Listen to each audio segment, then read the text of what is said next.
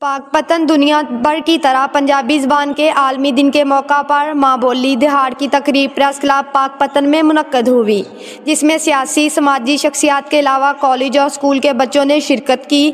شرکاء نے ڈھول کی تھاپ پر جھومر، ڈانڈیاں اور بھانگڑا ڈال کر خوب داد وصول کی۔ دنیا بھر کی طرح مادری زبان پنجابی کے عالمی دن کے موقع پر ماں بولی دہاڑ کی تقریب کا اہتمام سانجھ لوک لہر اور پریس کلب پاک پتن نے کیا۔ پریس کلب پاک پتن میں شہریوں کے علاوہ بڑی تعداد میں کالجز و اسکول کے طلباء نے بھی شرکت کی۔ ڈھول کی تھاپ پر جھومر، بھنگڑا، ڈانڈیا کھیل کر پنجاب کی ثقافت کو اجاگر کیا گیا اور شرکاء نے خوب داد وصول کی۔ پنجابی زبان کے فروغ کے لیے دربار بابا فرید تک ریلی بھی نکالی گئی، جس کی قیادت وقار فرید جگنو، محمد جمیل فریدی، پروفیسر ماجد غفور و دیگر سماجی و سیاسی شخصیات نے کی۔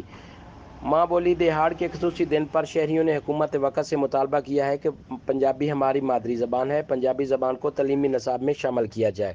نذیر احمد چودھری، JN نیوز، پاک پتن۔